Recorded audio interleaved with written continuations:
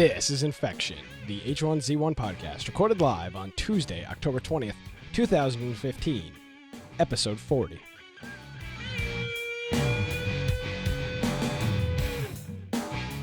Hello, everybody, and welcome to Infection, the H1Z1 podcast. Infection is your source for the latest information on H1Z1.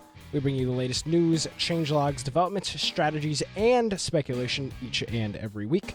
My name is Nick Craig. At Nicholas M. Craig is my Twitter handle. I almost just screwed that up again.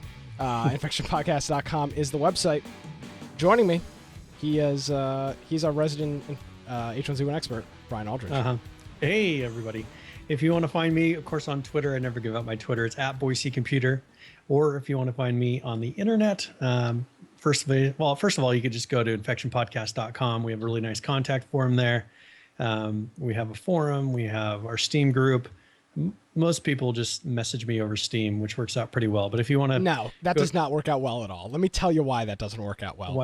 Because why they message you or me on Steam, and then it just doesn't get passed along. And they're like, oh, did Brian send you this link? I'm like, no. Like, why couldn't you have just sent me the link? Well, someone messaged me today asking me a question. I just said, well, ask Nick. Question. Yeah, I never got anything. Yeah. Because someone wanted to come onto the show to talk about something. Oh, man. So. And they never mentioned me. Or they never got. Someone's saying, why hasn't my beard grown? I've been trimming my beard. Let me tell you. So, Brian, I'm in this weird situation. I want to kind of introduce my other podcast, but not before I introduce you, because it's like I don't want to long-wind my intro and then get to you and it's like, and here's Brian. He's here as well. What are your thoughts on that? Should I just go into that first, or let you do your introduction and then come back to it? I'm a little torn. No, well, you can do it now. So I should do it after I introduce you. For one thing, Ferment's asking who won the infection pool. Oh, we did. Nick and I won the infection pool, which is sad. Yeah, I still have all these stickers. So we got to come up with more contests. They're right here. Yeah, I'm keeping them. They're staying nice and warm on top of my AMD server. They're nice and toasty. Yeah. So Nick has a podcast, another podcast that he does. Yeah, I'm cheating on Brian.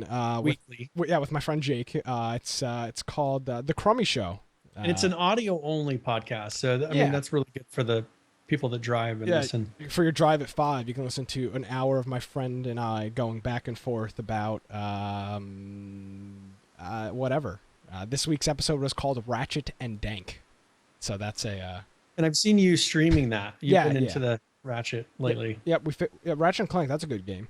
So we talk about gaming and stuff like that. So you can check that out. So what I like is I've been using the Twitch app, and they have an audio only version, which is nice. Do. So actually on your last show, when I was driving somewhere, I was listening to it live. I used that one show that I went to a concert on a Tuesday. We recorded it on a Monday and you played it back on Tuesday or whatever. I used, that was the first time I'd ever used the audio only function of Twitch because I had really limited bandwidth. Yeah. Yeah. There you go. Gadlaw's got it. It's like Attack of the Show with Kevin Pereira and Olivia Munn, except with Nick Craig and Jake, my co-host. How do you say his last name? Zembrowski. Which is funny is his Twitter is like Jake underscore Zembrowski. ZEMBRZUSKI. And it's like, how in the world are people supposed to spell that? I after doing On the Radar with him for like 6 months and now doing this new show, I finally got it down. Yeah. So good luck anyone else. Yeah, there you go. But you can check it out. It's thecrummyshow.com. It should just be Jake Z. Jakey's. I'm sure that's probably taken. Oh, not too bad. So, but this is not the Crummy Show, even though sometimes it is a pretty crummy show. This is Infection, the H1Z1 podcast, and we've got a lot of great stuff to talk about this week. It's, Brian, I don't even know where to start. There's just so many good things to talk about. So there's been one. Okay, so for those people that are trying to play right now, by the way, we do the show live on a Tuesday night. So this is Tuesday. Now, next week, if you are listening to this, next week will be on Monday, but that's only going to affect our people that watch live. Unacceptable. So, but this will be next week, Monday at the same time. There'll be no Tuesday show, will be a Monday show. We've been doing the show for 40 weeks. That's a lot. It's episode number 40. That's like over 10 months. Yeah. And this is episode 40, a new number. I think we'll be doing good. So today's not been good for H1Z1 though. It's been G29 errors. And they actually have details. I put a link to kind of the explanation of the G29 errors. And this has been still going on. Like I checked right before we started the show. Yeah, I was sitting here and it was like 5 up, and I see like Brian's Infected logging Brian into is playing H1Z1. I'm like, oh my god, did he totally forget that? Like, well, we have a show tonight. So what is that? What is the diagnosis here, Brian? We've got So what they're saying is that this is a Steam issue, Yeah. which is possible. So they're saying that you don't have H1Z1 does not have access on this Daybreak account. So it's the authentication of saying this Daybreak account links up with this Steam purchase. That's where it's happening. It's because they're so picky about that, that they don't want someone logging in with another Daybreak account, you know, if they purchase the game once, but you can't use multiple Daybreak accounts. Like you have to have a Daybreak account for each Steam account. Yeah, that's a So and now I don't know how many other games do this, because I'm seeing like most of other people, I would imagine, that have Steam, I'm seeing, you know, people are opening up Arc and other games. So probably not all of them are so picky about that authentication process, and it could be a specific error, you know, to the data centers for Daybreak. I mean, that is a possibility. Yeah, it seems there's like some connection between the two. I'm not trying to be like, oh, this is definitely a Daybreak problem, but I see a lot of other people playing games. So, but not all of them, not every single game is going to check. And the function is that it's launching the game. Oh yeah. But when it goes to verify your account with your Steam account versus your Daybreak account, that's the process that does the G29. Yeah, there's just like, it's weird because there are some people playing H1Z1 on my friends. I'm going through it right now. I've got people playing Rocket League, Arc, Unturned, H1Z1. So they're saying it's spot. If they tweeted out earlier, I was logged in with Falcon earlier today, and other people weren't able to get in. So once you're in, you're good. It's not a problem. You Just can stay logged in. Hope the game doesn't crash, and then you'll be fine. Yeah. Because they were, they tweet H1Z1's official Twitter account earlier tweeted out. They tweeted this exact word out. They said Steam is currently having connectivity issues, which may cause the G29 errors. Keep an eye on steamstat.us for updates. And I've been watching that, and there's been a few little blips. It says the community is offline, which is not true because you just sent a community message out and that's up. But the Steam store is up. The Steam web API is up, and lots of other things are up. So I don't know what's going on with that. This isn't the first time this has happened though, with Steam having issues, which in turn causes Daybreak to have issues. Yeah, that's the thing, is they're so reliant. One little issue with either code or with Steam not authenticating, like most games aren't quite this picky to where they throw you an error. I've not had another game that throws me G29 errors, or equivalent of G29 errors like Daybreak's games do. I'm wondering if it's possible for them to do like weekly dumps of all of the people that own the game, and then when issues like this arise, they can be like, okay, let's check our offsite database to check this in case of an issue. Like you said, they are 100% reliant on Steam. If Steam has, in this case, if Steam's down, the game is down, which makes sense. If Steam is completely down, I can understand this game not launching. But when Steam is up, like right now, the Steam stat website just reloaded and like everything is offline now. So when Steam is having intermittent issues like this, there really should be some type of offline local database that they can check and say, all right, in the last week, you know, for most people, it wouldn't be an issue. Yeah. You know, for 99% of the people playing the game, it'll be like, okay, yeah, that's fine. I've owned the game for more than, you know, the week since that database dump happened. You're clear to go into the game.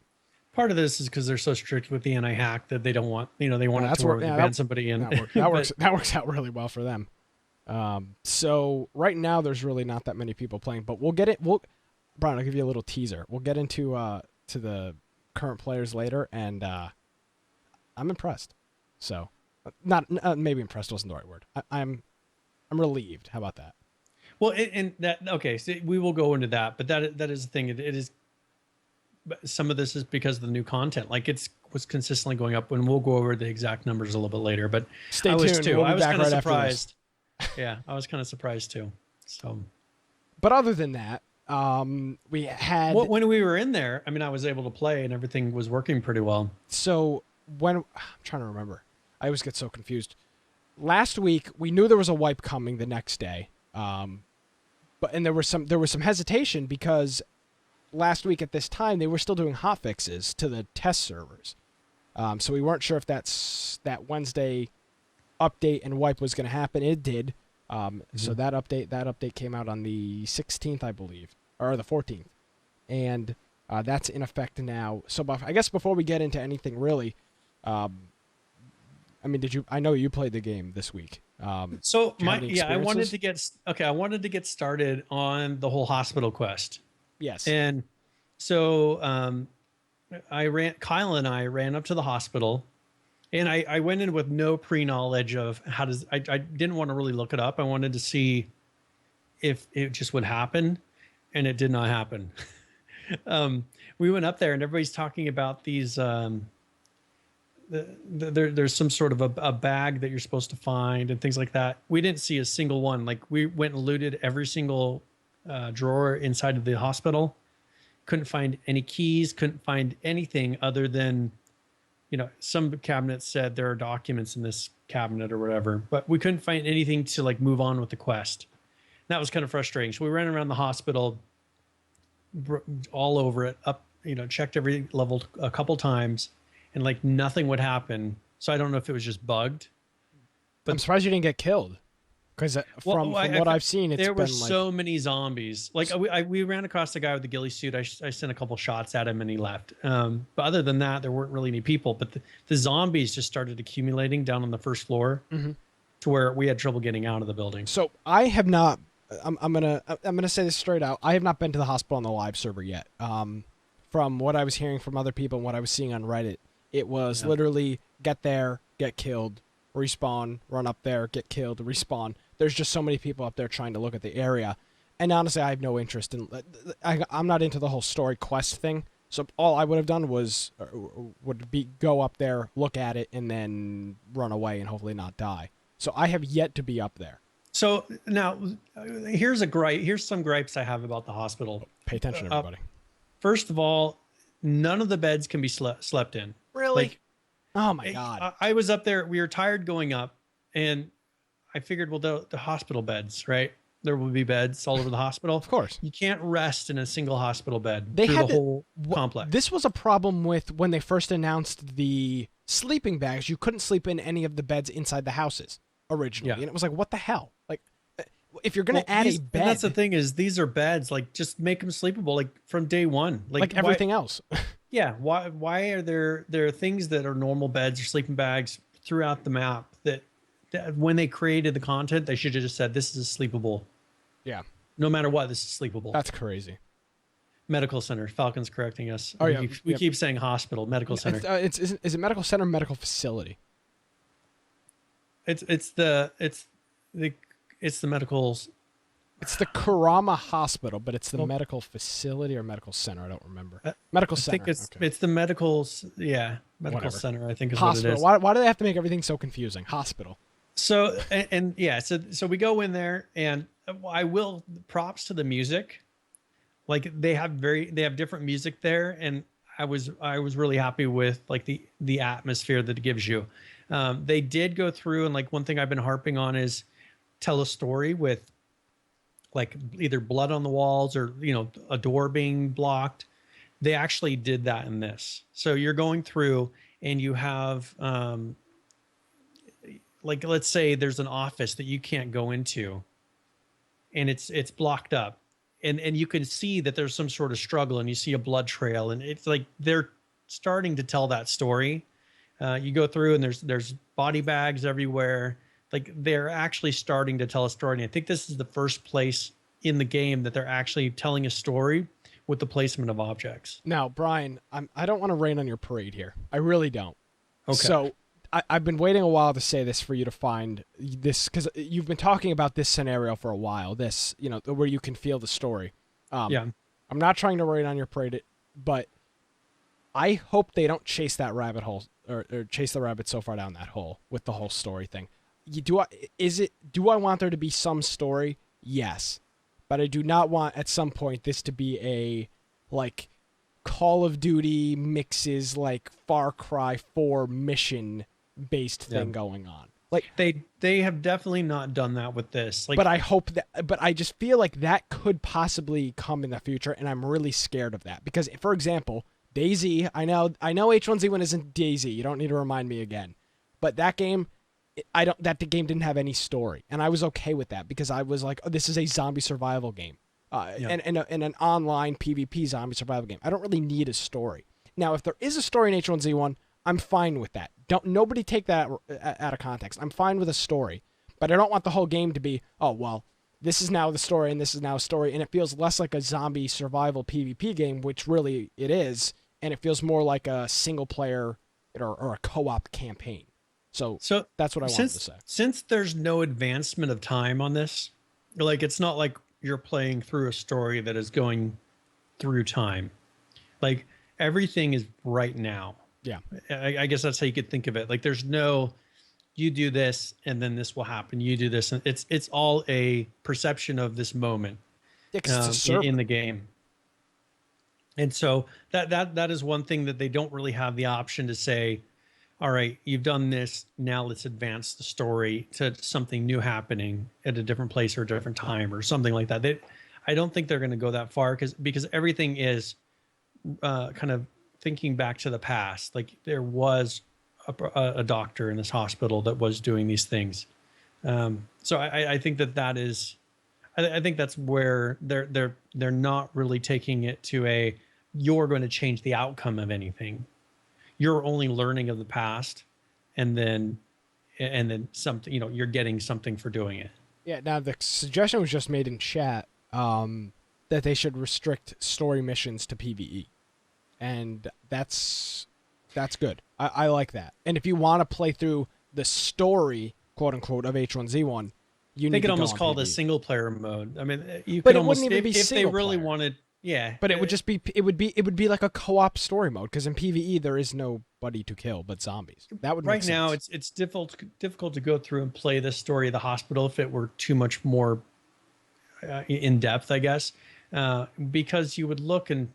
Well, you die. Have people trying to kill you, and it's like you can't really go through and enjoy the story and see what's happening. You're going to be talking to an NPC, and some guy's going to be swinging at you with a machete, and it's going to be like, oh, really? Wow, this is what a great game. Yeah. So, I mean, if they are going to go in any more in depth than that, then maybe have to where true PvP hardcore servers don't have this option. But I don't think they're going to push it that far. I think that's why they're so hesitant to really move forward with this. Is they want to make sure that it is this is just another way to get crates. This is another way to get loot, kind of like what the old torn letters were. Yeah. That was something and that was I think a somewhat poor way to tell the story because people didn't really learn anything out of those stories, right? Yeah, exactly. Out of the letters. Like they read, you're going to this farm. But you didn't read them. You would literally just like look for the location, be like, oh, farm, okay, bum chick, or cave. There was no story being told with those letters. And I think this is another way of doing something similar to the Warner letter, but there's actually a little bit of story behind it as well, if you care. Yeah. So I wanted to make sure I brought that up but I think a PvE, Brian, would you go on a PvE server to do a story if they kept that up to date? A co-op story, because I mean, technically it would be co-op. If you could come up with a way that, and that's where it would have to be, if they're going to do any kind of cutscenes, if they're going to do anything that is audio, that, like, let's say they do something that over the radio plays something that, you pay attention to, and it gives you like a hint to the next piece. That's where I would want it to be something that can't be interrupted by somebody coming in and trying to kill me. Yeah, they almost need, in a PvE, they would almost need like cutscenes where it like teleports you out of the world. You like watch the cutscene or something happens in the cutscene and then you... And you have no risk of something happening in, with a PvE, it's not like a player can come in and say, hey, I couldn't kill that guy because he was in a cutscene. They may have to say, okay, during this cutscene, a zombie can't kill him, which is fine. That's not a game-changing element, but I don't think they want to go that far. They could pull a total Mojang and do like Minecraft story mode. Think about it. It's kind of similar, right? Think about it. Minecraft and H1Z1, not similar games, but the whole like style similar. And now Mojang has a Minecraft story mode. Is Land Assassin says it, H1Z1 story mode. Yeah. Is that realistically for people that are interested in that? That could be a legitimate thing. It took Minecraft, I don't know, God, what 10 years to do that? But these guys aren't really animation people, like cutscenes type of people. Okay. I mean, if you look at what Blizzard does, like their cutscenes are, and they always have been, they're like movies. Yeah, and the commercials too. Yeah, everything. Yeah, everything is like a movie, and they're doing tons of animation and just making everything look perfect. I've not seen Daybreak really go. You see their ads; they're like in game. They're standing behind a green screen with trucks blowing up behind them. Yeah, I mean it's not. They don't have people that do true animation there. Like they'll animate how a character moves when you play. They'd have to hire on a whole different department. I don't think they want to do that for this. Who knows? But I think that's realistically something that could happen in the future. Now, a lot of people have been, and this is something I ran into. There are a lot of wolves in the game right now. Like you run around and just it's wolf after wolf. And I had one where I had to go between two separate bears on each side, and then there was a bear in front too after I ran a little bit farther. Oh, the animals are crazy. Right when we started playing it was either last Wednesday or Thursday. Yeah, like I had like 2 shotgun shells and I had to waste both of them one of them on a wolf because it was there. Yeah. Now that you say that makes sense. That is kind of nice though. I have right now I have a 308, a shotgun, and I have an AR. And I was very tempted to drop one of those to make a bow just to take care of all these extra things and not make any extra noise. Plus all the zombies. Like the zombies, there's a lot more zombies right now, which I like. Yeah. Trying to think. So I don't want to, I'm not going to talk about until we get farther into the show. I'm not going to talk about my situation in the game because it kind of plays off something else. Okay. So let's talk about So now Daybreak has decided that they're going to start posting October updates or month updates on their forums instead of Reddit. So I guess we're flip flopping again. But we have the October. So this was some stuff we've already covered, but I really liked how they presented it in this. Yeah, this is like a blog post essentially. It's not just a link dump or a dump of text. It's a more thought out story that they have here. And I hadn't seen this picture of the female zombie face. Like, I didn't see them post this on Twitter. I don't know if I missed it. The model you're talking about? Yeah, the where they show just the rendering of the skin. Yeah. So I'm going to post this link in our chat. Yeah, so this there's the first image on here that's you can check out the new female. This is like their promo image. You can check out the new female zombie and the new medical center that's in the game. And then we've got the female zombie here who this is the first time we've seen a model that's like different.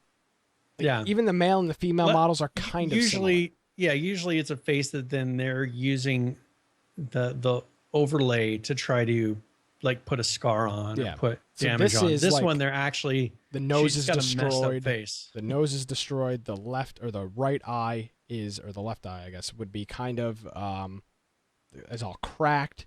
Some cracks going down the face. Now, Brian, let's talk about this. The female zombie looks so much like a player that you find yourself. It is lighter, them. Like the hair, or not the hair, but the skin of the shirts and the face. Everything is lighter. So usually zombies are dark to where okay, that's a zombie from a distance. You can't tell. This one, the clothes, and I really think they should do this across the board, male and female. Kind of like what they're doing with the fading system of the shirts and with the materials based on the wear, is have something when it generates the zombie, have it be random to how old that zombie is. It didn't have to turn a month ago. It didn't have to turn 2 months ago. This zombie could have turned yesterday, you know, and if it turned yesterday, it's going to look very similar other than movement. It's going to look very similar to a regular player. The only problem with that is right now, the player animations from a distance are so poor that it makes this whole player zombie experience. There was a point we had maybe 5 or 6 people on. Brian, what day was that? Was that Thursday or Friday when we were playing? Friday, I think. So we had 5 or 6 people on, and there were some points where we were like, oh my God, there's somebody right there. And then you have to get very close to that female zombie to realize, okay, that's a zombie, not a person. like freakishly close.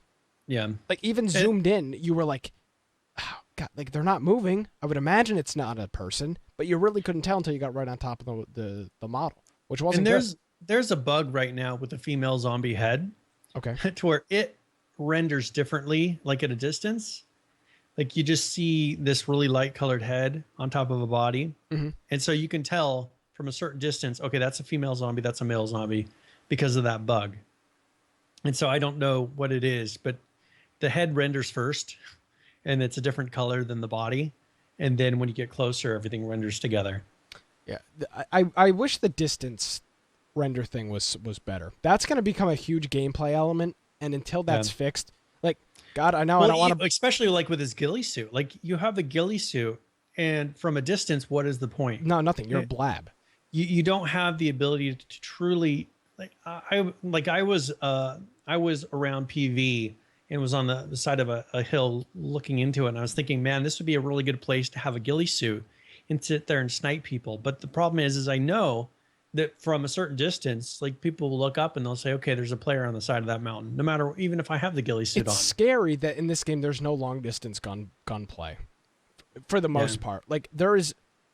Well, I mean, you shoot at things from long distance, but it's not like no, but I'm like, going to snipe you God, and you're not going to see me until you get close enough. I hate bringing up DayZ. I really do. But like in that game, it would be like a thing where you would just sit there and wait on the side of the road and wait for a car to come over the horizon or a player to come over the horizon. And you could snipe them from, half the map away. Because that was just a thing. Like you could be up in the mountains, half a mile from the road. You could almost walk over somebody though. That's the thing, is you could almost walk over that person in DayZ and not even see them. If they were willing the ghillie suit, and they'd have, if you're trying to find them, like they're calling out, hey, come over here. They'd say, I'm next to this tree, and you'd run and you still wouldn't be able to see them, get closer and closer. And you'd be right next to them and finally see them maybe they'd have to stand up. Yeah. But there's no long distance gunplay. Everything is so immediate in terms of gunplay. Like Brian, you're either right on top of me or I'm just shooting at a, some model running across the screen in the distance. Like there is no sitting and there's no camping. Not that I'm a fan of people camping, but there is no camping. There's no sitting and waiting for somebody to pop their head up over a ridge to kill them. It just doesn't exist. No, and like BK in chat saying, blended normally, it looks pretty bright in color comparison to most of the ground colors. And I think that partially is they're making the ghillie suit for the things that are coming in the new map, like the art styles and the colors and the type of biomes that they're doing. I don't think that the ghillie suit is made for the current map, because the colors don't really match anything in the current map. Like that light colored ghillie suit, you stick out everywhere. Yeah. Well, with anything. I can't think of anywhere in the game where you wouldn't stick out with that color. I've never missed anybody in game unless they were sitting in a bush. It's pretty impossible to stuff. It's pretty impossible for somebody to be right in front of you and you not see them. Yeah. Like that doesn't exist. Like there's no why is there no tall grass?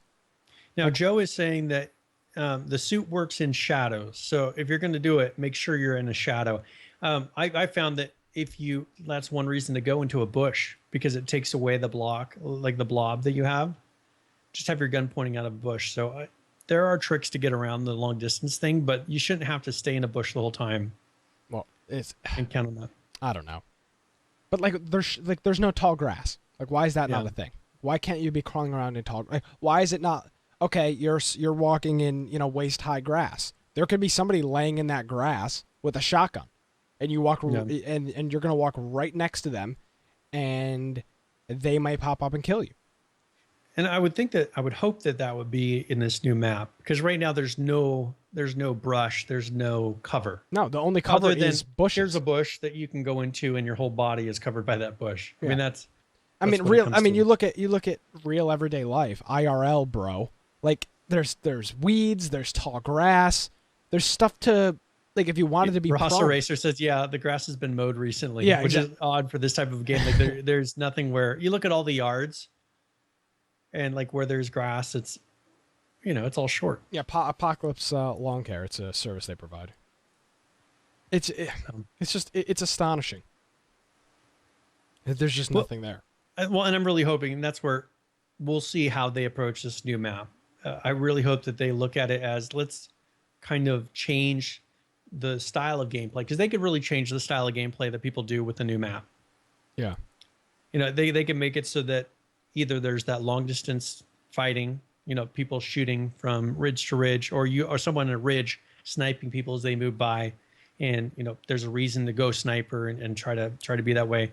Or you know, you could just sit there inside a town, like stay in some brush inside of PV, and unless someone runs and searches for you through that brush, they're not going to find you. Well, I mean, how about the stealth aspect? There's no stealth aspect of this game. And God, we run right in the middle of the freaking road. Yeah, because there's just no. There's not really a point of running. You know, the right or the left of the road. If someone's on the road, they're going to see you. I'm gonna bring up Daisy one more time, right now. The first like week and a half I played the Daisy Arma 2 mod, I crawled everywhere. Yeah. Because the zombies, this is the Arma 2 mod, the zombies were so OP that if you got aggroed on one without any gear, you were dead. And if you saw another person, you were dead too. So you would literally just crawl from house to house to house, from city to city, because it was just, you didn't want to be seen. If you were seen, you were dead. And if a zombie found you, you were dead. Yeah, you were screwed. You were completely screwed. There is no stealth aspect in this game. There is zero stealth aspect. Our clan goes into Pleasant. Is bringing up that the woodland ghillie suit matches the current environment. Okay. But that's the one that is not, you know, that's not the craftable one. I mean, we'll go into Pleasant Valley with 5 people and run through the middle of the street, and there's not a goddamn person in the city. There's nobody there. There's just nobody there. I mean, Brian, the first time we played, we were on the apartments in Pleasant Valley, we killed the only 2 fresh spawns. We killed the only other 2 people in the game, and they were both fresh spawns. One was inside of a house, and one was outside of a trailer.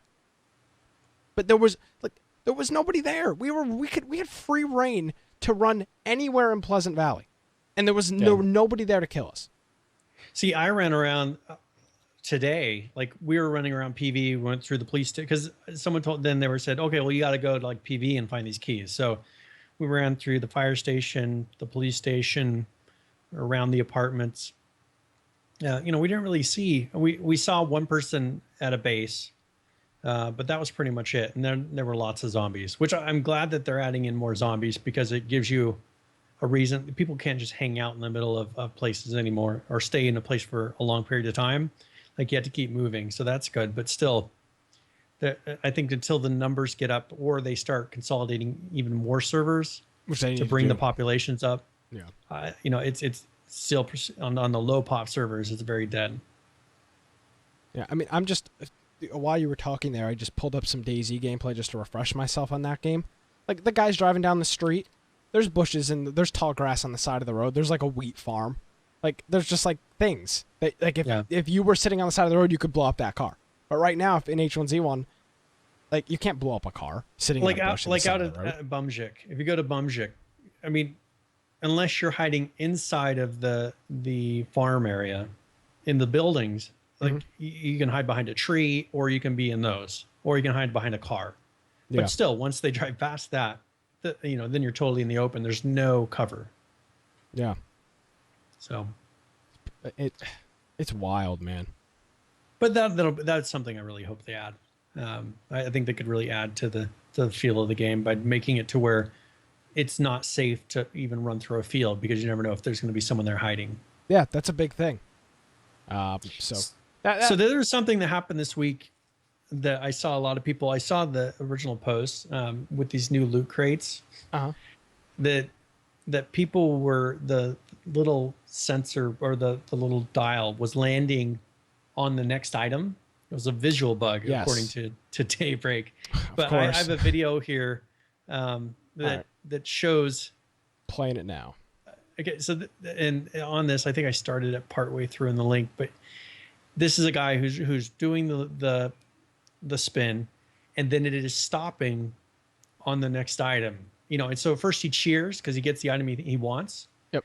And then he's like, oh. I think, he wanted the mercenary AR-15, I think is what. Yes. And if you look, it just stops right on the edge of that. and then it gives you the item before. And so Daybreak's response to this, So sad, too bad.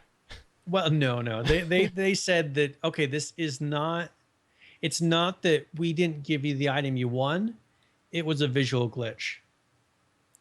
So it was not, our little thing was just showing the thing going too far, but in our systems, you actually won the item that you won. It's not like we gave you the wrong item. Sounds like a bunch of BS to me. So what they decided is what they're going to do is reissue the keys for people that open their crates at that time. And they should give those people the items that they want as well. So you should get a double. You should get No. double items. Yeah, double items per key. This is customer service. I don't think I don't think they're gonna take back the skin though that you won during that time. No, they shouldn't. That's what I'm saying. You'll get double the items. Yeah, so they'll have it to where then you're gonna roll again. Yeah, so you'll get 2 items for each key essentially. The one for that people that rolled during that period of time, even if you didn't feel like you were cheated.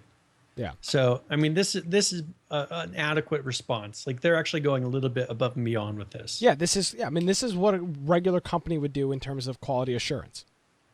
Yeah. And this is what you do. That was an issue on our side. Yeah. Here you go.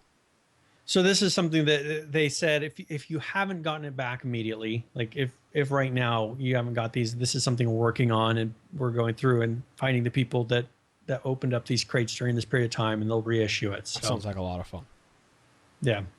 And so this is only for the time frame that they listed. It's I think it's between 8 a.m. Pacific on Wednesday to noon on Friday is the times that if you open a crate between then, that's when the visual bug was. Yeah. So you had about a 2-day swing of opportunity to open that, and it's nice that they've been really forefront with it. This is like the third post. They just posted one like an hour ago, while we're recording the show, and this is like the third one they've made about this issue. So that's great. So this is good. I mean, they gave a good response for this. So I think people will be less frustrated, but still people are thinking they were winning these skins. But it's not like they can go through and say, hey, what skin did you want? Oh, or did you think you won? Yeah. They could have gone through and just said, all right, here's what it landed on. Go to the next skin and said, here's that skin. I mean, that would be an adequate response as well. But that seems like a lot of work. It seems like it's easier for them to just repay. Yeah. Just pull and say, here you go, redo this key. Yeah. Now, we had the update on the 14th. I don't really want to read through. This was I didn't put this in here because this is a lot of repeat. That's the thing. So we did the test server notes last week, which is pretty much what this is. It was a copy and paste. So we're not going to go through most of it, but I mean, it was, for example, the good. I'm just going to cover some quick stuff. The new exchange, the good is new exchange, the new vehicle. There was the player and server wipe. They fixed some NPC movements. They fixed some animations. They fixed some user interface issues, some environmental issues, and then some other miscellaneous issues. And they tuned the ATV, I guess. Yeah. After they released it, they have been tuning the ATV, which is good. Pretty much, if you didn't listen last week, read this post or listen to the test server build last week, because that test server build last week, for the most part, was pretty much exactly what we had go into this live server patch. It's a lot of the same stuff over and over again. But now, one thing, they do have a list of the servers. The servers, yeah. I mean, they like cut the private some out. servers, they've cut down. Yeah, which is good. Go waiting on some private servers. Daybreak private servers, probably. What is that? Their testing. That's server? imagine their testing server. Yeah, got the and they have Stronghold, the NGT Zombies Horde server, which has been active. Yeah. Yep, and then Tranquility, which I'm not sure what Tranquility is. Interesting. We've got some hardcore servers, PvE hardcore. And then just a couple PvE. Yeah. The standard. Now they took away some standard servers. And I didn't see a list of which ones they actually removed. Neither did I, but there's no Walker Empire. Yeah. So they took out probably some of the lowest. But they're still low. But they're still. So H1Z1 DB is saying Mittani is Tranquility. So that is their private server. But so like we play on Gangrene. It's dead. At least it was dead. Is it still? It's low. I mean, yeah, we'd run around. I saw one person at the hospital or the medical center, one or two people in PV. We should almost contemplate going to a medium pop server. Yeah, I mean, Because at this point, I wish they would just consolidate servers. Cut it in half. Right now there are, there's a lot on here. 1, 2, 3, 4, 6. I don't know, 40 servers maybe. Like cut that number in half. They could get away with 20, and then they'd all go medium pop at least. Yeah, there'd be a bunch of high and a bunch of medium. I mean, who cares if there's a bunch of high pop servers? So Captain Yerk says, "Come to Abomination." Here's the thing: we're not active enough to play on Abomination. We used to be, and we did play on a high pop server for a little while. But at this point, we're not active enough to play on Abomination. But we definitely should play on a medium pop server, because these low pop servers, I don't bother logging on because there's nothing to do.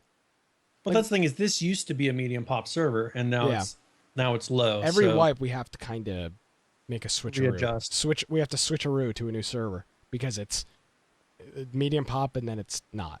So, I think we should work on that. Yeah, and I think it would be nice, because right now running around, other than killing zombies, like there's not a lot to do. It might be fun to play on a low pop, go through kind of the hospital stuff and learn things for the first time or see things for the first time.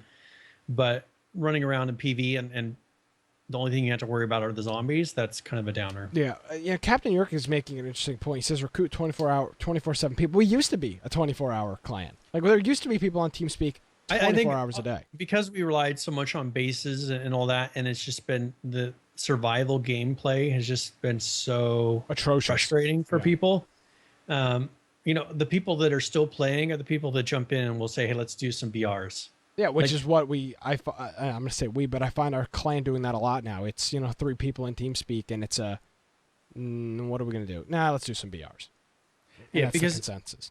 And okay, so that leads kind of into this issue with the demo hammer, or there's a demolition hammer issue that they've had, and that has been a problem because.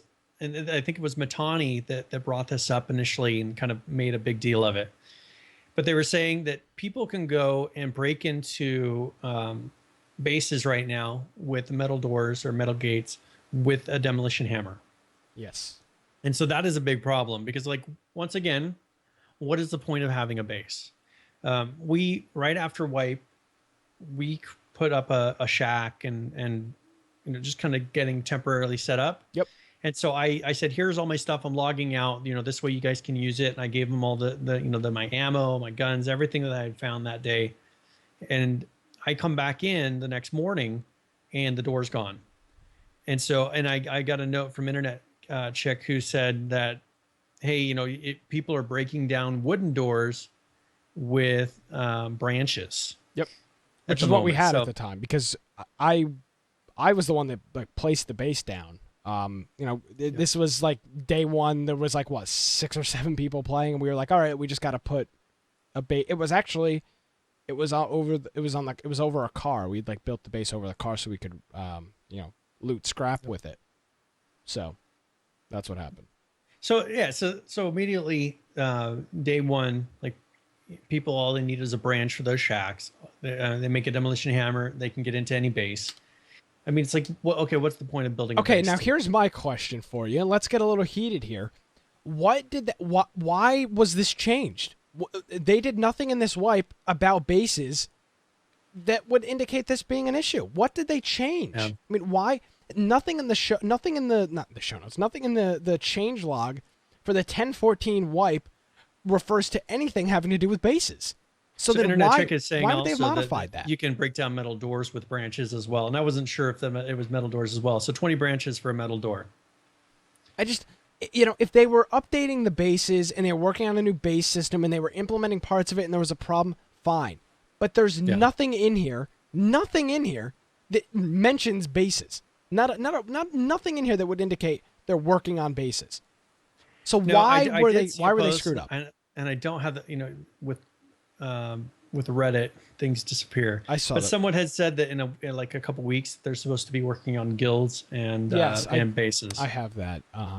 If you have the link, I'm trying to find anything on Reddit a couple days later. Sometimes it can be impossible. This was I've got this. Actually, H1Z1 DB tweeted it to us. Legion CM talked about the initial post was about here, I'll send it to you in the show notes and you can put it in the chat. The initial note was about snow. Somebody said, hey, where's snow in the game? And Legion CM posted on here, the version of snow that was in the picture, which was from the really, really early days of the game, was just kind of a botched together system. And then he goes on to say, stuff like that is set for November. So you'll start seeing new weather effects, from starting in late November and then to early December. And then he says also that December will also be the time for the new zombie types go in the game. So that'll be the Screamer. Yep.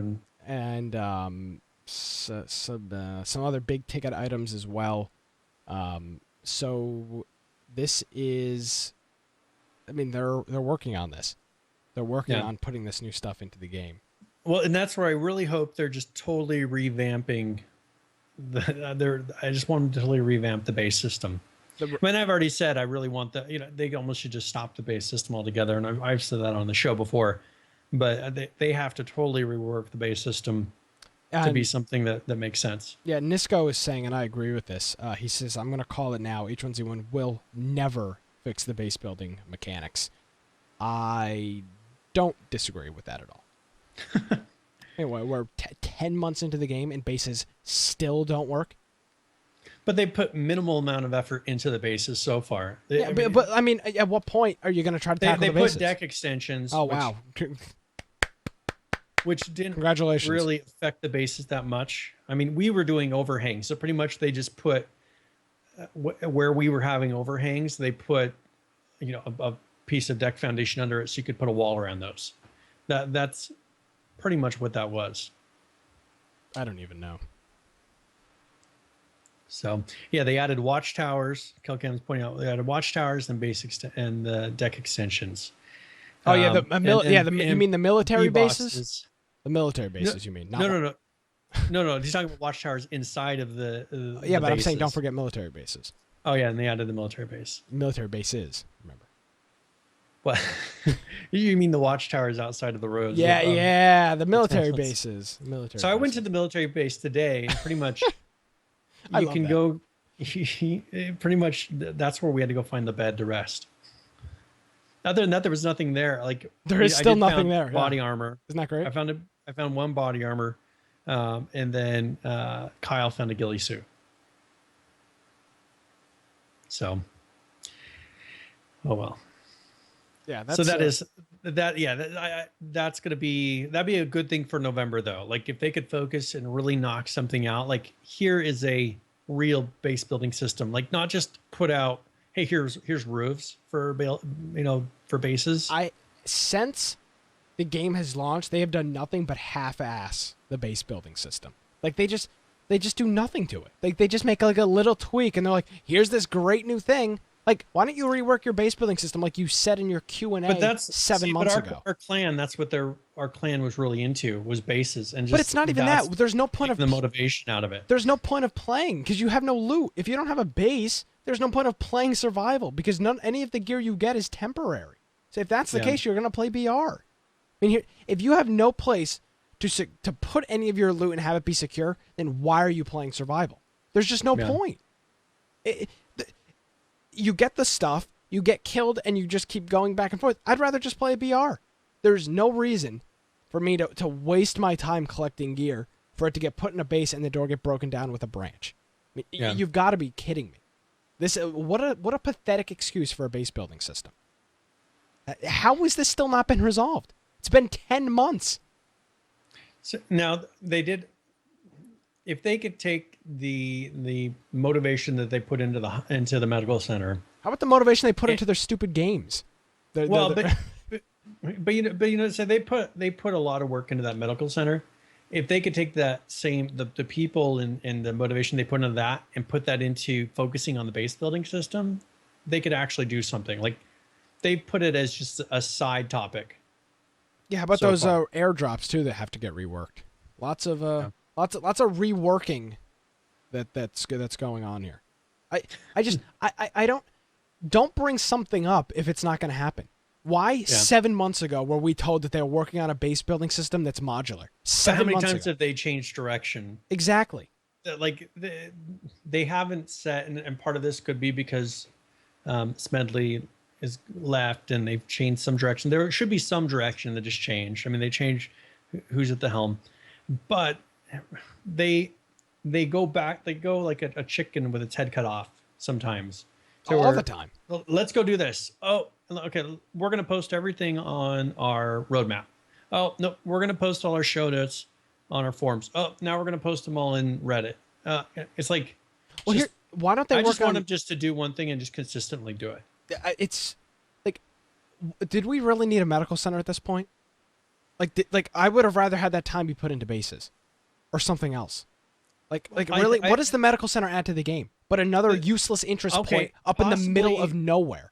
Possibly internally, this is testing mechanics. One thing they say is like the dam was for testing its impact on the server, like what they could run and the objects and everything else.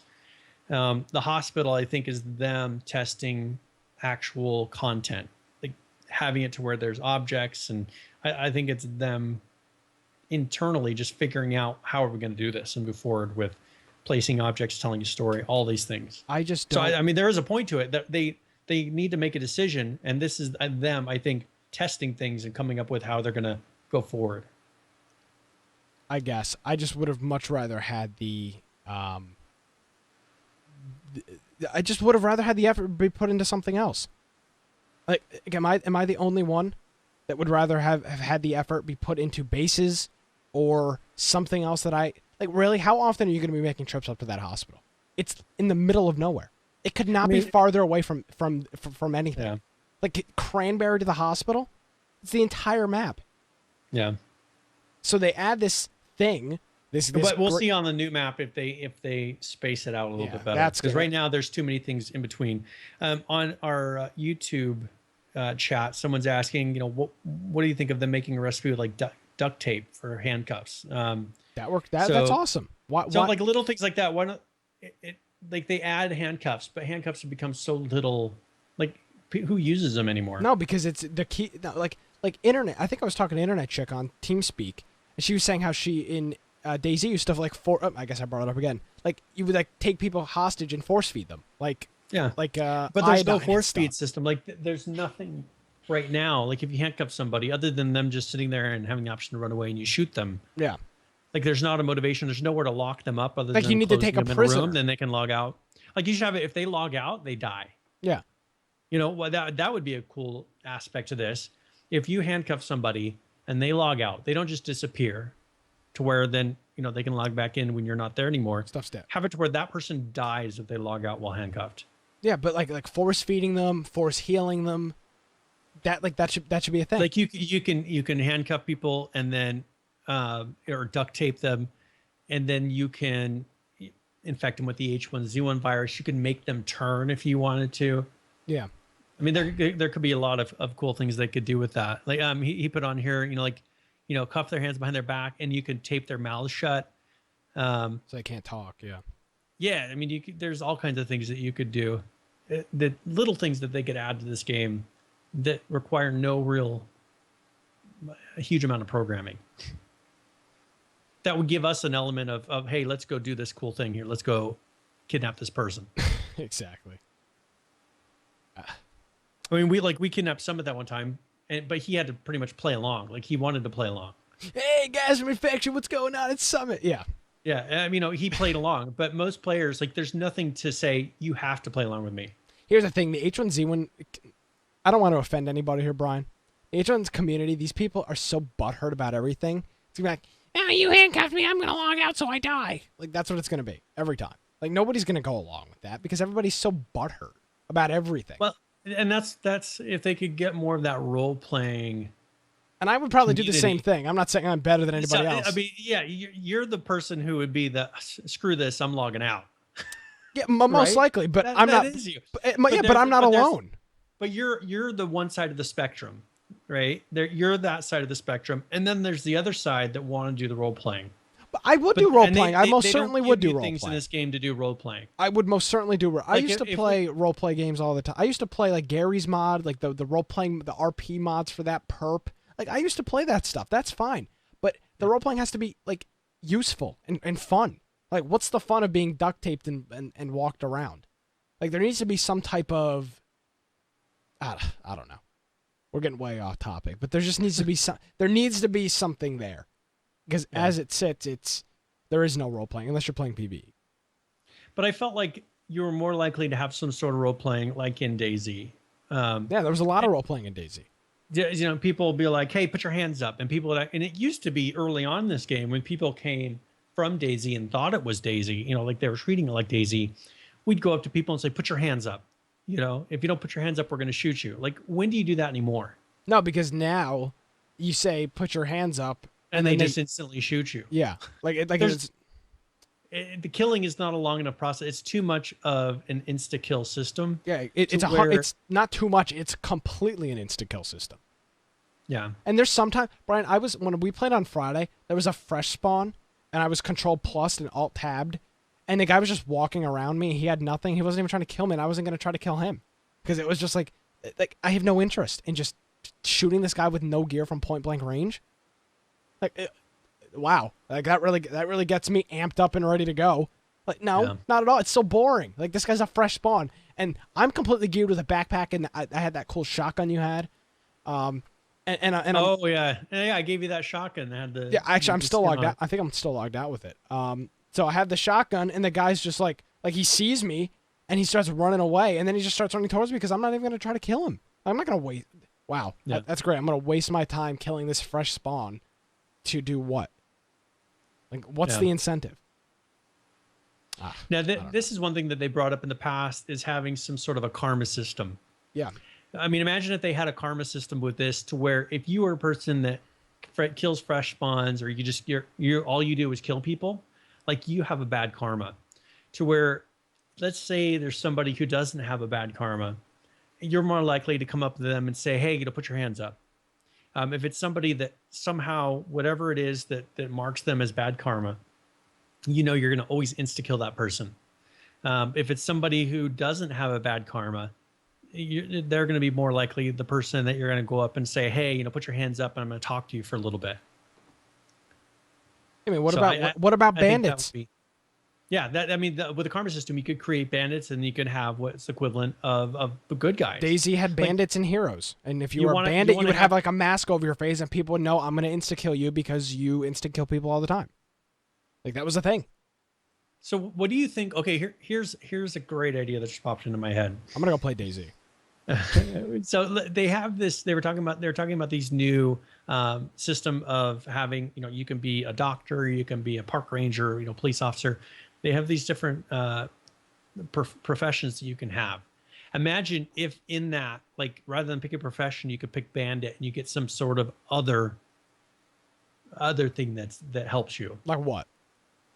I know I'm kind of throwing you on the spot, but I'm just trying to think. Okay, so like with a bandit, perhaps you have less of a flinch when you shoot or something. Okay, well, like you have the instant, first person shooter, like something benefits you first person shooter wise, to where people would really have to debate.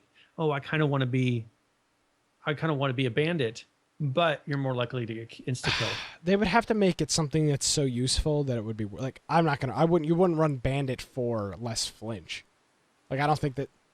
But people that are really into like running around the city, and if they get that system working better, but if you're running around PV all the time, like but they could come up with something that a bandit would find useful. But that they'd really debate: do I want to be a bandit versus, is it worth being a bandit for this? No, I agree. If they came up with something like that was useful and like actually made sense and it was a real advantage, I could totally get behind that. No, that makes a lot of sense. So it's a trade. I mean, you would be making a trade-off. Okay, is this? It's a risk assessment. Is this worth this? Yeah, and if they could come up with what is enough of a balance between those things, you really get it to where, because I mean, with the profession system, is what they're giving me, something that's going to benefit me to be able to pick this profession. Okay, so you got to balance that out for your play style. But for the bandits, like if you really want to separate out people and get it to where maybe the bandits start clanning together and treat it like a truly what a post-apocalypse zombie survival would be. Of the good people would work together to help each other, and the bad people would work together to try to get whatever they can. That's what I think of as zombie apocalypse. Apocalypse, if I can say it right. And I don't. That's not at all what it is right now. Like, there's no good guys, bad guys. There's zombies and there's us, and just everybody kills everybody.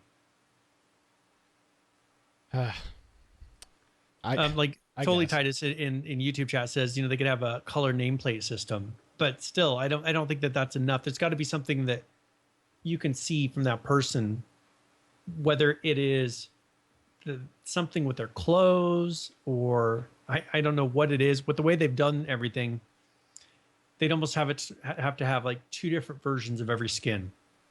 There's the good guy skin and there's the bad guy skin. Yeah. But that would be cool though. But I mean, it'd be more work. But once they get to where maybe community can submit these skins, then you have the option of, okay, here is a normal person version of the shirt. And then here's the bandit version that maybe, who knows, you could have tattoos, you could have different things that are perks for bandits and then different things that are perks for non-bandits. Yeah. I would like to see that materialize. But this game almost needs a clean slate. Like, it literally needs to be wiped. They almost need to wipe down to nothing and rebuild it. Yeah. Honestly, there are so many things in the game right now that are so useless. And that's what they really have to. And they actually brought this up when he was talking about the, that new map and everything in that live stream. He said, sometimes, and people, they got to realize, when we say that this is early access alpha, sometimes we'll put something in and we got to decide, do we need to totally scrap that and move on, do something else? Sometimes you'll do work that will be thrown out. And I think that, with some of these things, they got to look at, well, how are we, are we going to get more of a benefit out of making something, like bandits versus non-bandits? Do they want to go that way? They may have to totally toss out how they're doing everything right now, how the players look right now, and come up with a new system. Yeah. Well, hopefully that the new, whatchamacallit,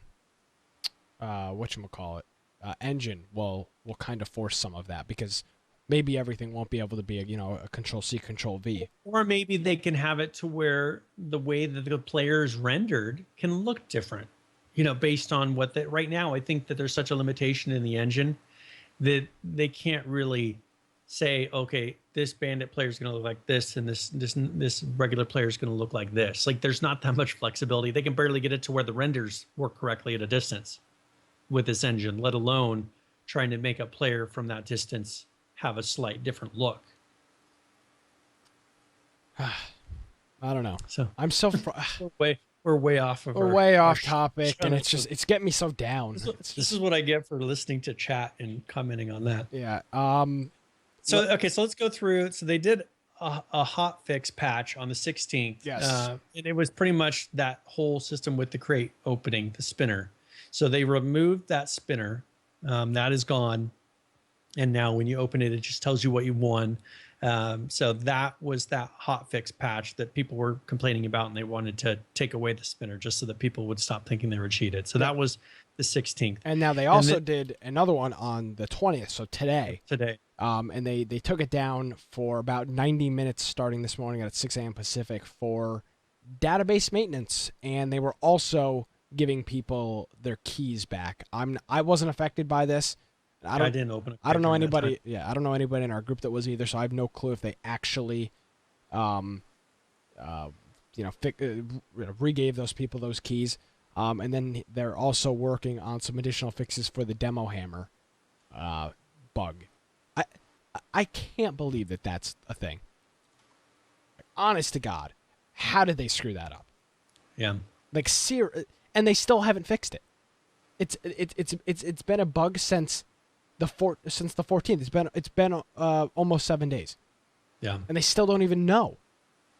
But that's just what they're either doing stuff behind the scenes that they're not talking about in their patch notes, or they're just completely clueless and have no clue what's going on with this. I think their patch notes are just what people say, hey, here's something we worked on. Like, it's not a real patch notes. It's not really a list of changes. It's what they've been told about or what we're expecting to put in. it's not like here's the exact changes that were put in this week. Yeah, of course, because That's why sometimes, oh, whoops, we did this, and we're having this bug, and it has nothing to do with the patch notes. But that's something they did put in.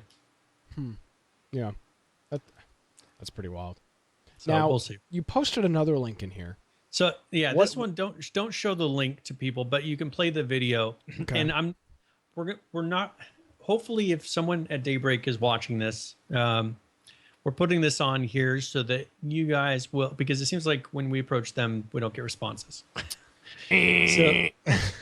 so there is a duplication bug going on right now, and I'm not going to tell people exactly how to do it, just because I don't want it to where later people get banned for doing this. Is this a Infection podcast exclusive? No. Oh, it's not. No. 80K Infection podcast exclusive between those two clans. It's an Infection podcast exclusive. So these are the two groups that know about it at the moment. Dun dun dun. Okay. So there's pretty much something you can do. Do you want me to play the video now, or you can play the video? All right, playing the video right now. And it will cause your player's loot bag to be in game, and you will not be dead. So what you can do is then loot your loot bag, and you can have everything that was in your bag again. Nice. So I'm not explaining how to do it. I'm trying to be very vague because I don't want this to be I heard this. That was a close one. I don't want this to be. I heard this on Infection, and I did this. I mean, they already hate us anyway, so what's the worst that could happen? Yeah. So this is something that allows you to pretty much duplicate everything in your bag repeatedly. I mean, I can't wait to hear after the show.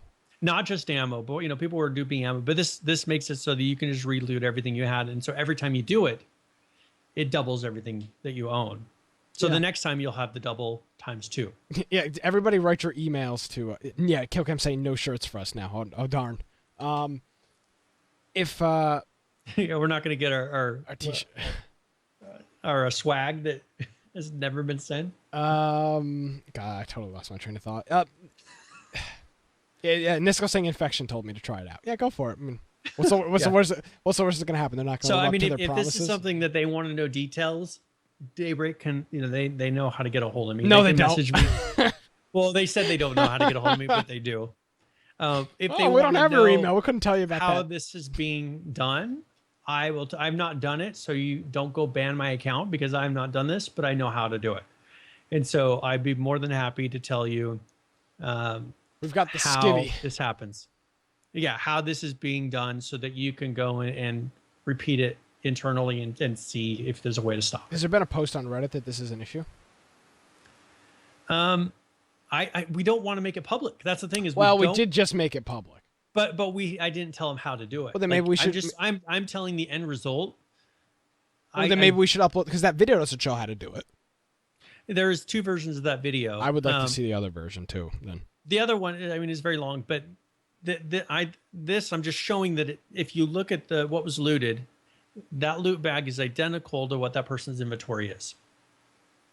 Maybe we should upload that video to our site then, or our YouTube channel. The edited version. The one. I mean, we just showed it on the show. It's not like it's a secret. And then we can. So we can show that one, and then just say, hey, Daybreak, if you want to know how this is happening, please contact us, because the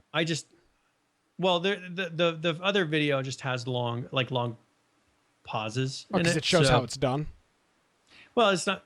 It doesn't really show it. No, I don't want to go into it. Okay. All right. Fine. So yeah, I'll bring it to you guys next week. This is something that if Daybreak is listening, let us know, and I'll just give you a quick couple sentences of how this is happening, and then you guys can look into it. Is it in the issue tracker, Kramit's saying? I haven't looked to see. That's a good idea. I should go look. Yeah, Nick the hacker.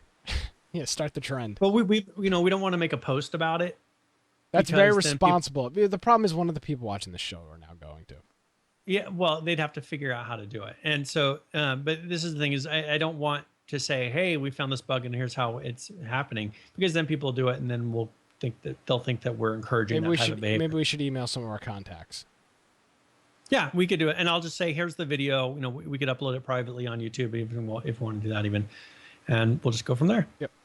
All right. So anyways, that's one thing I wanted to bring up during the show. And if they are listening, it'd be great to fix that, because this is something that's great when it's you doing it, but when it's the person who is coming and raiding your base and is duplicating whatever materials they need to blow up your doors, that's not so good. So yeah.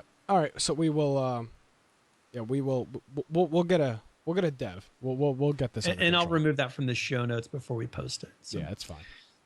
Okay. And now, so we already discussed the demo hammers on doors, which is a great thing. Now let's talk about this social media. Something happened this week on social media. Are you talking about with the false bans? Yeah, I guess somebody took the anti-cheat up to 12.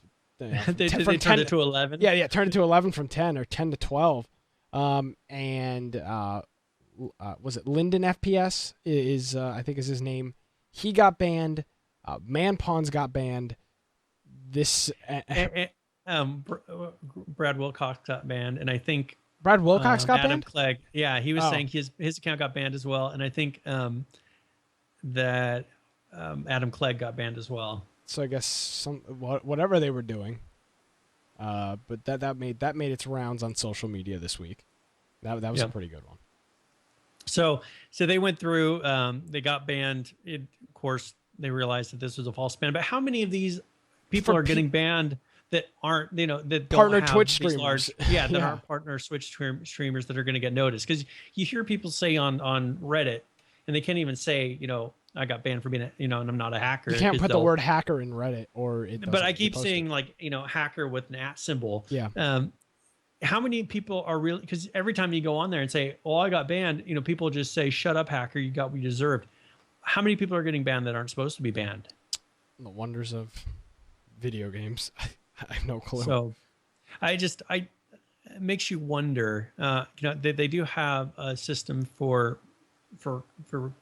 repealing it, or, saying that I don't think this is a legitimate ban. But that takes a long time. Like, these aren't instant things. If you're a Twitch streamer, you can get it done in a day. If people that are more vocal, like that will actually reach out to someone like Brad, there's probably a good chance they'll get turned around. He's very responsive to people. But there's a lot of other people that all they do is go onto Reddit and make a post, and then they expect something to happen. Yeah, that's not how this works. So this is something where I like that they turn up the anti-cheat, but this is that fine line that they have to walk. And it really hasn't been a problem for a while. Like this, but there was a large, right after patch, it seemed like there was a large amount of hackers. I think it was right after the patch. Like, for that first day, I just was seeing weird behavior. And so that was something where maybe they turned it up just because they saw a big influx of hackers. It's possible. And they might have turned it up a little bit too much. The power went to their head. Yeah. So it could be Not a Sloth Gaming is making a comment about how, it could be its injection files on their computers. They might have a spectate mode. There could be something. I'm wondering if maybe the streaming software, if there's something that it detected. Or it could be some of the software that goes along with their keyboard or mouse that does some sort of a macro or automation. Yeah, because I know people with macros have been banned in the past. That's confirmed. So it could be that they turned up some sort of detection, and that's what makes me worry about my keyboard. Is I have a nice Logitech keyboard that has all these extra buttons on it, and that I don't really use. I just really worry that it's gonna. I wouldn't. I mean, a lot of gamers that are playing this game have, like the Razer.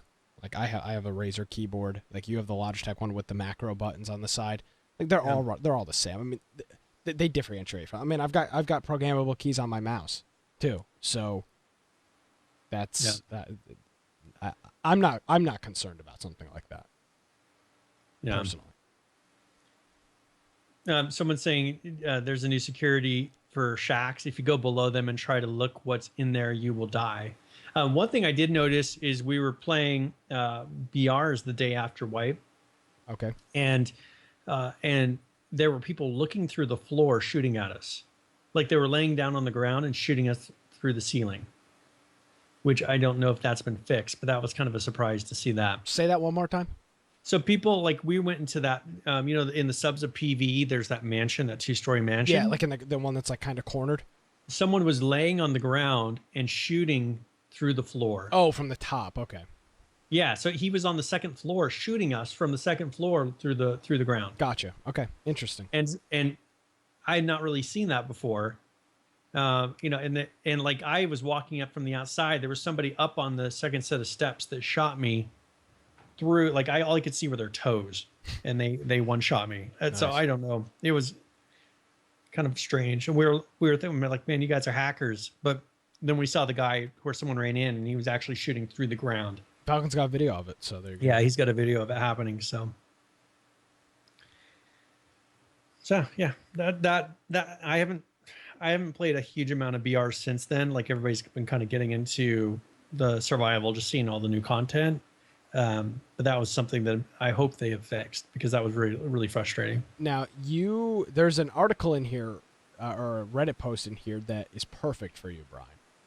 And it's the useroptions.ini. Now you talk about so you're afraid that your keyboard is going to send some false positives to the game and get you banned, but you're modifying the user options any file. So, well, Daybreak does claim that this isn't a bannable offense. So this is a lot of the things that I've been talking about, and I'm not going to go through all these because this is pretty much a repeat, but somebody went through and explained every setting. Yeah. Because it's essentially just it's like a big, it's not a text file, but it's essentially just a big text file with a bunch of parameters, and you can just change the parameters. So this is a lot of the things that I've kind of gone through, and it said, add this or change this, but this goes through each line and says, here is what I put. Like, this is probably almost identical to my settings. And I've gone from being the last person into a BR to spawning in with everyone else. So yeah, that's a good thing to try to modify there. But if you look at this will explain everything. Because I've posted some of my user options, but I tell people don't just go and copy it, because there are certain settings. Do your research. That are determined by your resolution and everything else. But this will go through, and you can kind of compare this to your file and say, okay, well, why is mine set to this? Yeah. So this will be in the show notes. You can definitely check it out. It goes through. It goes through every setting. Like, I turned off my shadows, and the particle LOD, it talks about your bullet drop explosions. It goes through everything of how you can still see those and not, lose that with the shadows. Exactly. So anyways, that I put that in there because that's something I've been talking about the last 2 weeks, but someone asked, and I don't know if it's because we've been bringing it up so much. Someone said, can someone please explain the user options to INI? And so someone threw and made a really nice post about it. Yeah, now I think I saw another post. It was either today or yesterday of somebody asking for I guess that wasn't sufficient enough for them. They asked for a Daybreak. No. They're like, can Daybreak explain what the user options? Here would be the benefit of Daybreak doing it, because some of these options in here, we don't know if they're actually doing anything. We're assuming that they're doing something. Yeah, you would think. Because there's some setting that they've used in the past. Yeah. But if they could go through, here are all the possible user options that you can put in that file, and here's all the possible variables of those. Yeah, that would be useful. So Yeah. I thought that was perfect for you, Brian. Yes. Because So that was definitely your go tip through of the that. week. Yeah, last week, I think. Yeah, exactly. You had how to walk and then how to do. There was how to move around in game, and then there was that. Yeah, that it was a little bit advanced. Yeah, just a tad. So there was a video in here, and I actually have it starting, and this is from Animus Esports going through, and I have this starting right at when so you can almost start it and pause. Okay. But this is pretty much showing the loot from doing that quest at the medical facility. All right, let's pull this up here. So we're not going to play any audio with it. Don't play any audio. I just wanted to see if you thought that this was a decent enough loot for all the trouble you're going through. Like, I heard them and they say, okay, well, what's in the drop? And pretty much it was a Hugs Needed Scrubs t-shirt, a ghillie suit, AR-15, just like scrap metal and stuff. But they did have 90 AR rounds. Yeah, that's a lot of AR ammo. So, but is it worth going through all those steps to get that? I don't know all the steps, so couldn't tell you. Yeah, I mean, it'd probably be at least like what, the half an hour, 45 minutes of running around. I would rather run around in Pleasant Valley for 45 minutes, honestly. I mean, that's just me. Because you can get a ton of AR or 380 rounds, break them down, and have a decent number of AR. Yeah, I mean, if you've got a group, this is something. Like in this case, Animus Esports, they had a big group in this. They had there's like 20 people outside that car. I mean, they had a very large group that was able to do this. So that, I'm sure it didn't take quite as long, but doing it with two or three people. When they alluded that, they were like, I think they were expecting something really big, and they're like, what's in here? And it says it's pretty much Hugs Needed Scrub, ghillie suit, and then junk is what they said. Yeah, I mean, it's ammo. I mean, if you've got 20 people, you have ammo. I mean, they have all the ammo they need. Like, and this is what I wanted to bring up with this is like, what do they need to put in here that is enough of a motivation? There's nothing in game that's enough of a motivation. Yeah, there's no object. Add in here? That's why those loot caches were great, but after a certain point, it was like, God, we're not going to waste our time with them. Because we're going to die going there, and all we're going to get out of it is one shotgun and some buckshot. There was nothing useful. There's not an item in game that's worth it.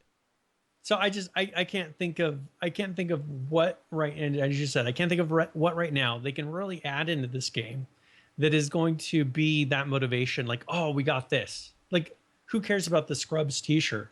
I mean, really. I mean, it's just another skin shirt that when you die, you lose it. It's not even like a skin. I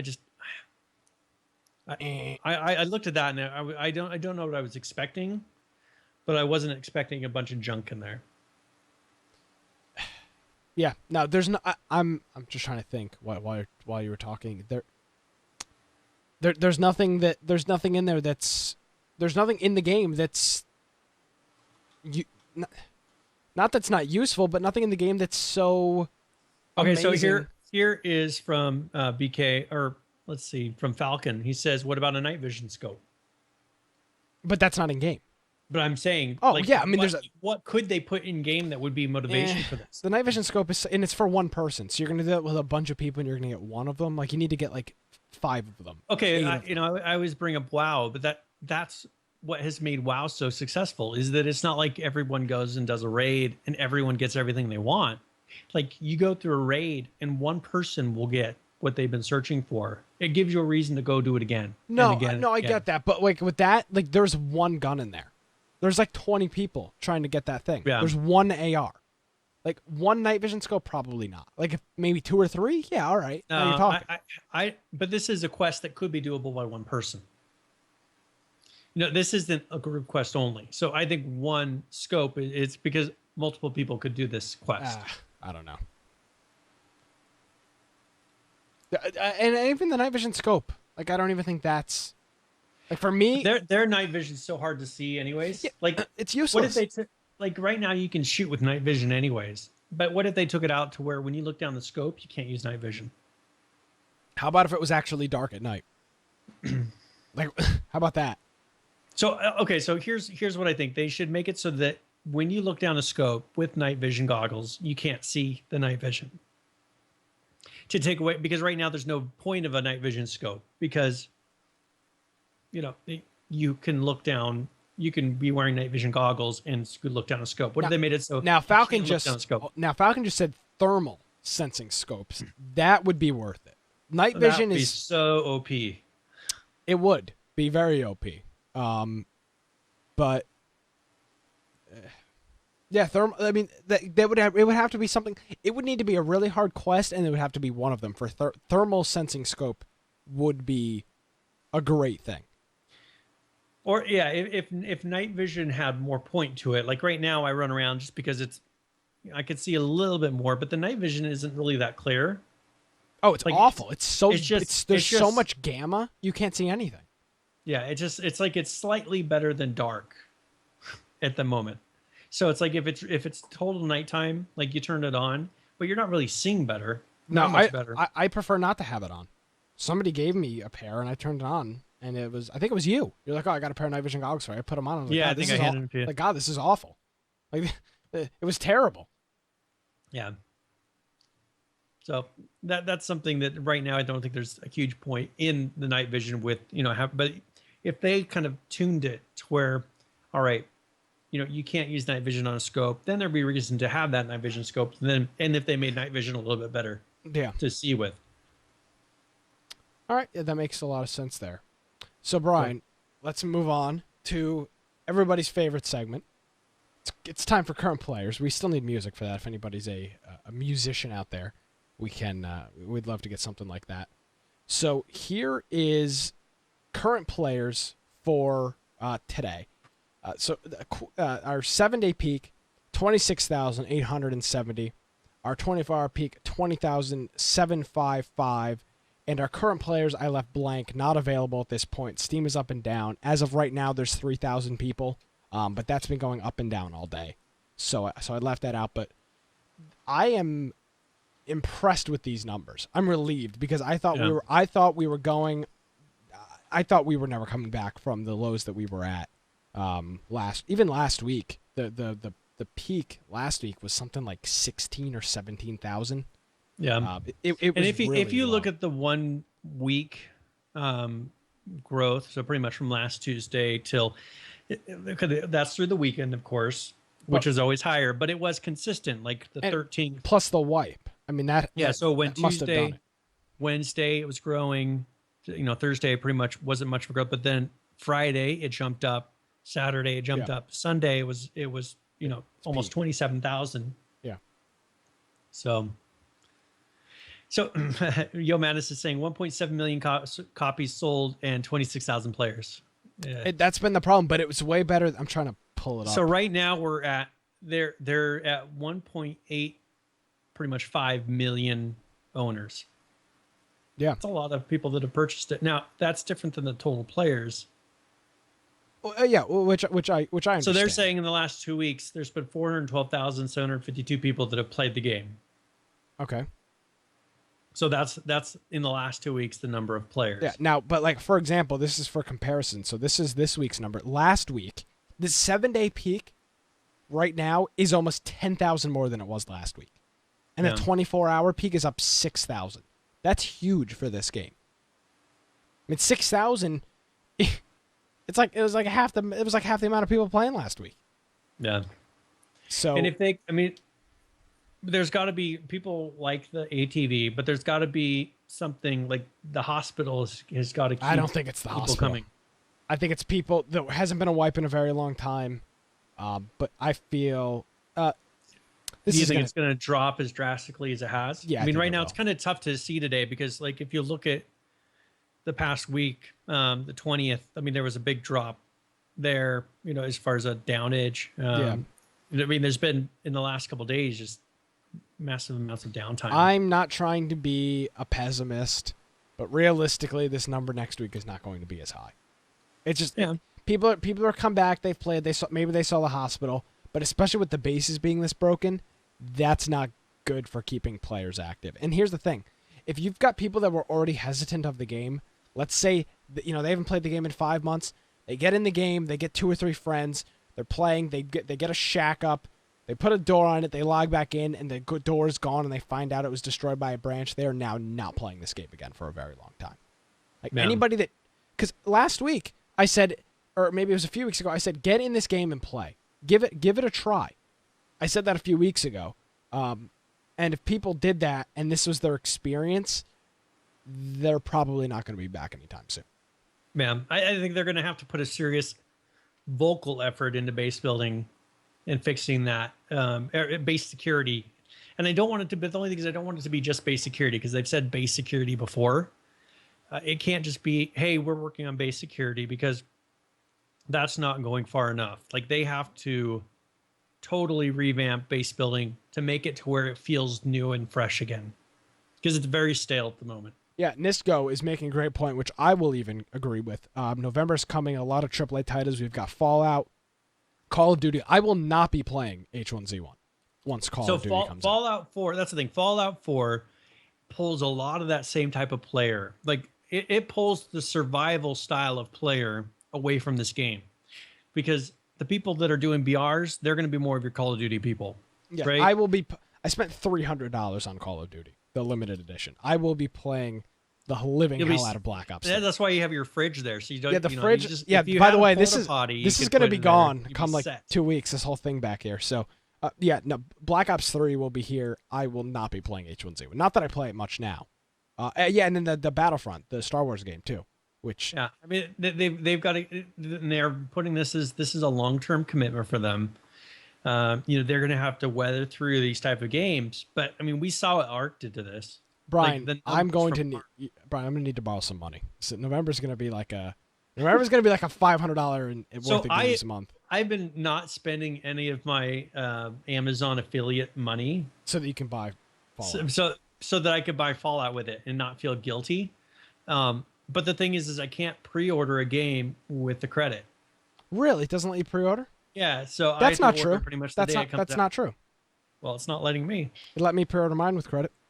It's not letting me do it. I tried, and it says, you know, you can't do this with your. Oh, whatever. you're trying to pay it off 100% with credit? Yes. Okay, yeah, no, I don't think it'll let you do that. I paid my Call of Duty game was I think $150 to $250 maybe. I know it's a lot. Yep. People are gonna be like, what the hell's wrong with you? But hey, I mean, it's a fridge, so. And I'm a big Call of Duty fan, and I think they let me pay some of it off with credit. I know I did actually. I know I paid some of it off with credit.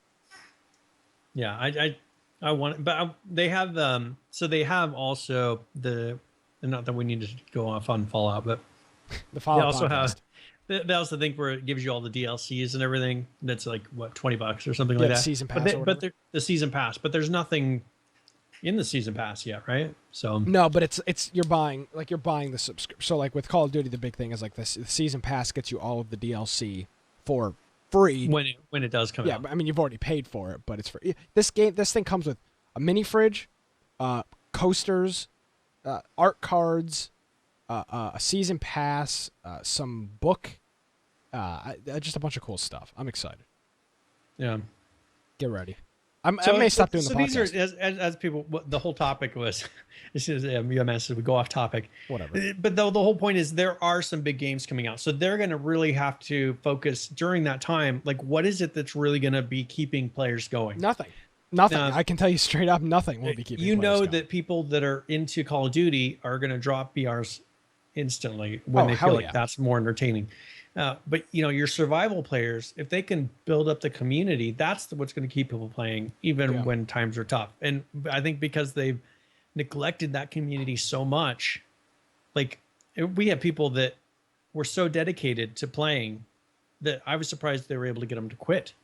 I mean, Daybreak has to be working really hard to get those people to stop playing. Yeah, and they have. They've done a pretty good job at it. I mean, God, I remember the times, Brian. I remember one time I went to sleep at midnight Eastern on a Saturday, and I woke up Sunday morning to do another podcast, and you were still on TeamSpeak from the night before. And somehow they have got as you put your head down and sulk, somehow they have gotten you to literally play the game like 3 times a week. You've gone from that, you literally played all night. Yeah. And like, what would I do now? Like I would say, yeah, like, wow, what is there to do? There would be nothing to do. Yeah. I mean, before we went out and created things to do, but like those are the same things we've done 100 times. Yeah. So they've worked pretty hard at it. Well, I think we've really just killed everybody's mood. Sorry. Your tips of the week better be good. Yeah. I guess it's appropriate. So do you want me to go? Are we ready for tips of the week? Do whatever you want. I don't care. It doesn't matter at this point. We're talking about Fallout, talking about DayZ, we're talking about Call of Duty. That doesn't even matter. All right. So this tips of the week is where I go through and just give something that can be great for a new player, maybe something specific to this game, or something that's generally for survival games, first-person shooters, but it's something that'll help any player, any skill level. Our advanced tip may be something that is specific to this game, or a trick that can help any player that's been playing any other game for a period of time but it is something that it's going to be a little more challenging. So this is our beginner and advanced tips of the week.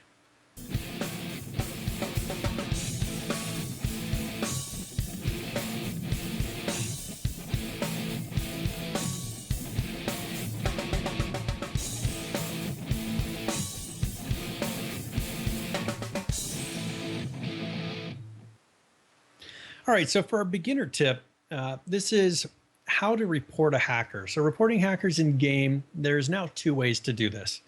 The first way is the normal one that everyone has seen.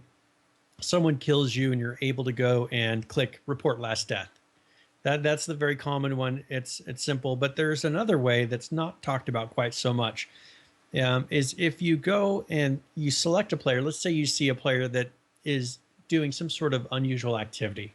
Maybe they're moving faster than they should be able to, or there's something, they're floating in the air. Who knows what it is? There's something that player is doing that you suspect that they're somehow hacking.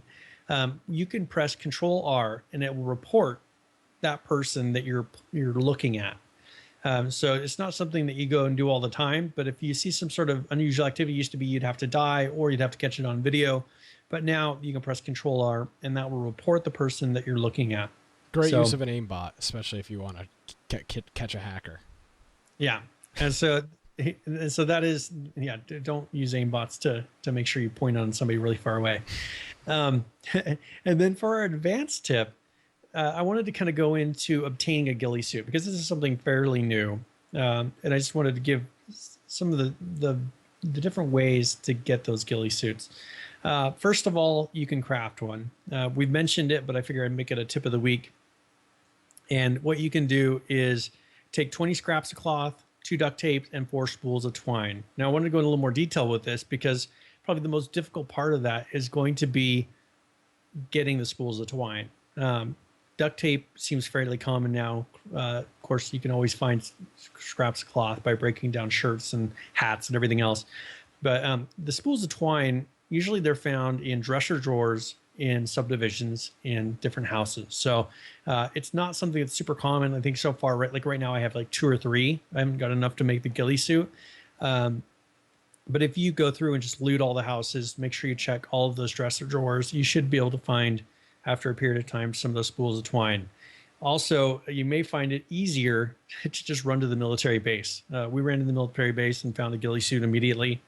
You may find that a place where there is a sniper rifle, like in a BR, there's going to be a ghillie suit. Some of the police, some of the different places you can loot in the police station, there might be a ghillie suit, but definitely at the military base. If you go to the military base and look around, you probably will find a ghillie suit. So that is the 2 different ways, and then there's going to be some different colors. Right now, the one that you make is more of a sandy desert style color, and then there's going to be a darker one that's more the mountain style that's through skins. So those are the beginner and advanced tips of the week. Thank you very much, Brian. That was there we go. Those are equal tips in terms of yeah, I mean, there's a little bit that they're so wide on the spectrum is what I've been doing lately. I've been so set on like these advanced tips to have to be really advanced that I've kind of figured, well, I could dial them back a little bit because not everybody's as technical as I am. Submit your damn tips if you've got them. Yeah, actually, someone could submit me a tip because imagine I've done 80 tips so far. Wow. That's a lot of tips. Yeah, it is.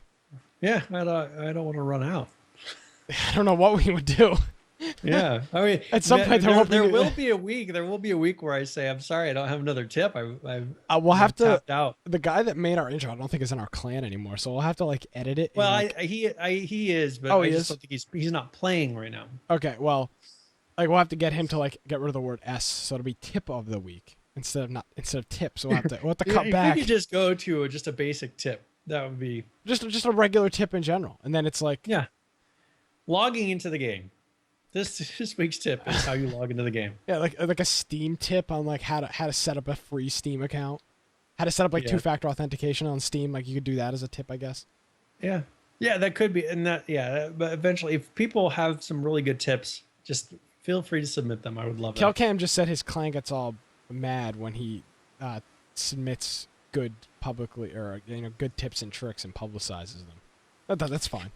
We had the tip for the longest time, the wolf or the meat glitch, where you could we didn't want to tell people. No, we don't want to tell that because that was like our little thing, which we talked about a few weeks ago now. So that was that makes sense. But like the stuff that Brian's talking about isn't like, they're not secrets. They're just like, hey, did you know you could do this? Like, it wasn't like, oh, this is a bug in the game, do this. Yeah. Yeah, there you go. Wolves are hackers. Next week's tip. People are asking where all my fish are. They're all low in the tank today. I don't know what it is. Sometimes they get all riled up. They're not flying around my tank today. Brian, where can people find you on the internet? I think that's a sign that we need to wrap it up. Well, everybody in chat's commenting on the fish tank. They're like, that one person. There's a couple of them. Anyway, so if you want to find me on the internet, first of all, what I encourage is go to our website. So infectionpodcast.com. Join our Steam group. If you want to start playing with us, you don't even have to join our clan. It's not always about that, but you could go and play some BRs with us. Maybe run around, see what type of group you'd like to play with. And then if you want to go onto our contact form, that's a good way to get a hold of Nick and I. That'll send an email right to us, and we will try to get a response. See, the best part about that is if you want both of us to see something, don't send it to Brian privately on Steam, and don't send it to me privately on Steam. Steam messages sometimes don't pop up, just in case anybody was wondering. Like, there's sometimes you won't see a Steam message. Yeah. Especially if you have your speaker down. If I'm gone, if I'm gone during the day, I'm not going to see it. But if you send it to our contact form, it'll go to my phone. Yeah, exactly. And I will get an email, and then if Brian wants to talk, if Brian will respond to you, then he'll respond to you. If not, I'll respond to you, or maybe we'll just talk about it and not respond to you at all. If it's just something that you're suggesting. If it's a comment. Yeah, exactly. So anyway, send it through the contact form, because then Nick and I will both know, and we'll get a faster response. So, of course, also you can go to my website, biteoftech.com. Hey, how's the new blog coming? I've got almost done. I saw your blog on something else. You're already out of time. It was the news this week. The killer flash drive. I told you about how I was going to write about it, and then they put out an article the next day. I know. I mean, I saw it on it was on Slashdot this week, or CNET or something. It was on a big name blog. So that was kind of that's why I haven't posted it, because it's like I didn't want to think I'm just copying and pasting their article. That was kind of frustrating. Yeah, there you go. So it's like I've got a breaking story. Oh wait, here's a major publishing company that just put it out the day before I did. We should email it. We should make one of those and send them to Daybreak in the mail. I see to put it into one of their computers. Yeah. Yes. Internet check saying snooze, you lose. See, if I would have just put it out when I said I was going to put it out, I would have beat them to it. Yeah. If you put it out 20 days ago, like those guys totally just copied me. There you go. Thank you, Brian. Yep. So in my. What else? You got another social media? Everybody keeps demanding the pig, so that'll be after show. So if you listen there's to this as a there's recording, no boundary. There's no boundary. There's no boundary at all. We're talking about fish, talking about pigs. God, let's just finish the freaking recording. Jesus. Well, okay, but this is a note to people that actually don't get to see our after show. So if you are listening to this as a recording, maybe on a podcast app, we have a pre-show, usually an after show. We have a lot of fun. So come check us out live. So if you join our Steam group, you'll get a notification. But we are Tuesdays, except for next week. One more time. For me, it's 7 Mountain. What time is it? Or 5 Mountain, and it's 7 Eastern? Yeah, so next week, the show will be live on a Monday. It'll be Monday and I'll air it on Tuesday as well. So we'll record it. If you want to be part of the chat, because most people won't remember, I'll air it and record it live on Monday. Or we will air it and record it live on Monday. And then Tuesday, I'll just replay it from 7 until whenever. But it'll be up on YouTube and in your podcatcher a day early for that. Anything else, Brian? Nope, that's it for me. Awesome. Thank you very much. Like Brian said, check out the website. It's infectionpodcast.com. You can check out my other podcast. It's The Crummy Show it's at thecrummyshow.com or crummyshow.com. We talk about gaming, geekiness, and more. That's kind of our thing. Again, you can watch the show live. We are live every Tuesday night, except for next week, of course, 7 p.m. Eastern. We're in every podcatcher at this point that we've heard of. If you use a podcasting app on iOS, Android, or Windows Phone, and we're not in that app, or you use a podcasting website, and we're not listed on that, shoot us an email to the email contact@infectionpodcast.com, and I will do my best to get the show submitted to whatever that tends to be. Guys, thank you so much for joining the show. My name is Nick Craig. InfectionPodcast.com is the website. We'll see you next week for Infection. Have a good week, everybody.